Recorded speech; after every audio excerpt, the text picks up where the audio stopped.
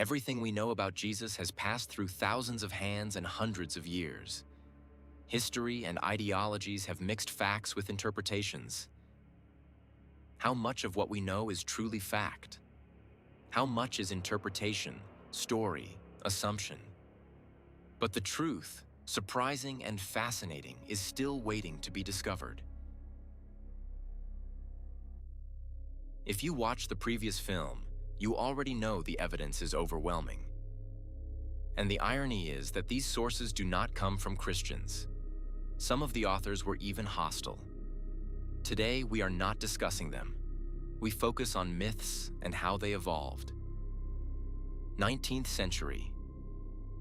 Some researchers were turning the pages of the Gospels and asking, did Jesus really exist? Or are these stories invented later? From these questions, the first theories appeared. Questions are normal. The problem begins when answers become ideology. Some seem incredible. Others make sense if you look at them logically. But all of them spark intense debates in universities, books, and journals. 20th century. Skepticism grows. People look for similarities between Jesus and pagan gods. It is said that Christian stories were copied. Some ideas are surprising, others are exaggerated, but all of them take root in people's imagination. 21st century. The internet changed everything. Two doors were opened. One toward information, creating extraordinary minds. The other toward ignorance and intellectual laziness, making many vulnerable to misinformation.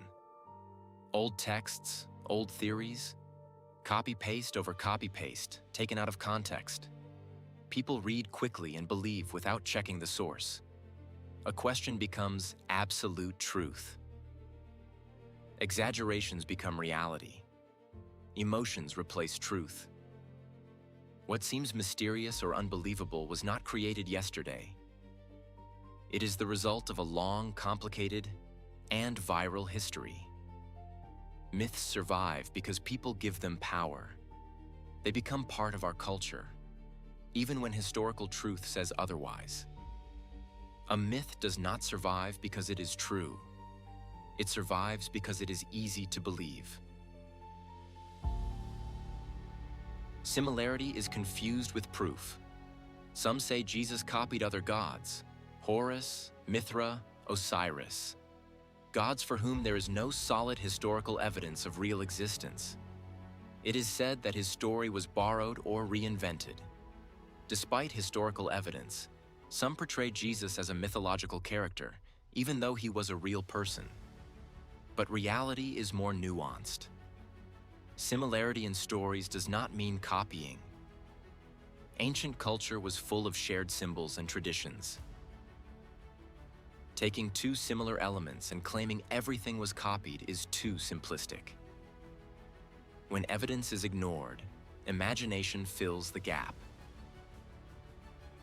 Another myth says the Bible was rewritten, but the texts were copied carefully, word by word, by skilled scribes across centuries. There are variations and corrections, but not a complete rewriting. The essence remains the same. Whatever version you read, the message is consistent from Genesis to Revelation. After thousands of years, the text has survived almost unchanged. We do not have original manuscripts from the time of Jesus, but we have very early copies, written only decades or centuries after the events. And when compared, they show remarkable stability and consistency. Numerically and chronologically, the Bible is far better preserved than most ancient texts accepted without question.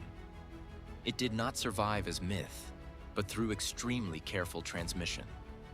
Even skeptics cannot ignore this argument. Another myth claims that Jesus was invented by Emperor Constantine, but Christianity was already spreading and being persecuted before him. Constantine did not create it. He found it. And perhaps myths persist not because of lack of evidence, but because of lack of patience.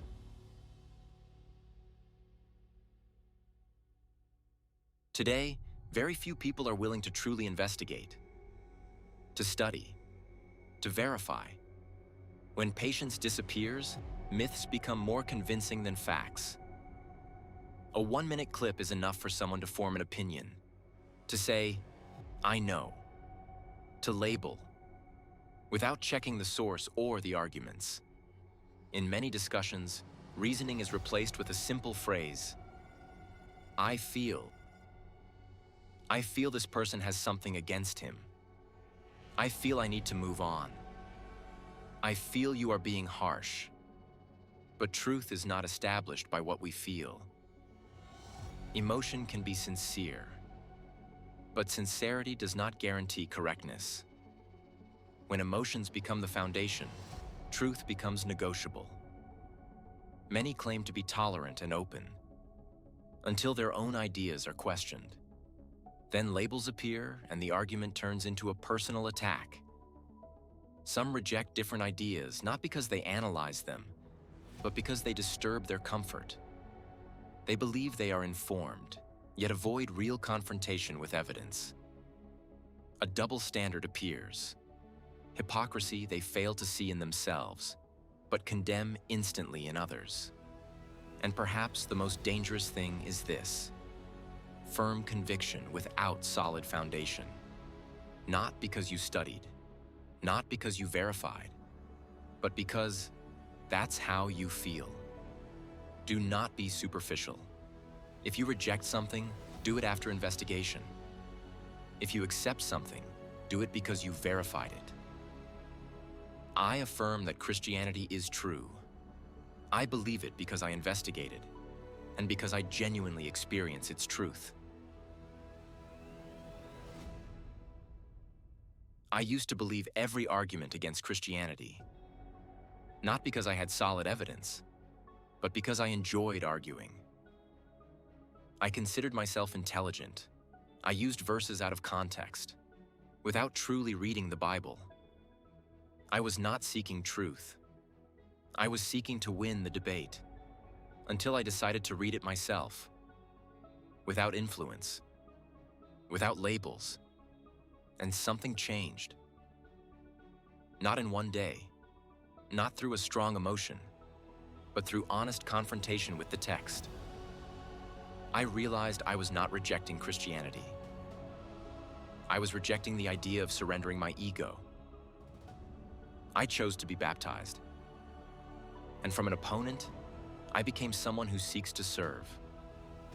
Jesus changed my life, not through pressure, but through truth.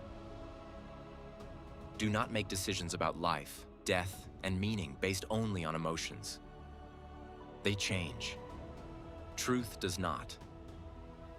And if there is a real possibility, think seriously about the question of life after death. Do not treat it superficially. Investigate.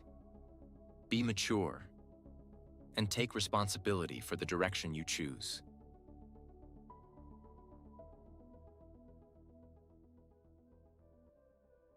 Recently, I was talking with someone who said nothing is impossible. Anything could be true, even with the smallest probability. I can respect that idea, but I do not agree with it. The conversation reached a curious point. He admitted there is a very high probability that Jesus existed as a real person, but insisted that his resurrection did not happen. Curiously, he accepted without hesitation that Donald Trump is human, yet left open a small possibility that he could be a robot. Here we see the fragility of the idea that anything is possible but nothing is absolute. Without evidence, everything seems coherent. With evidence, the system begins to contradict itself. You may reject faith. You may ignore religion. But you cannot build weaker myths than the facts themselves.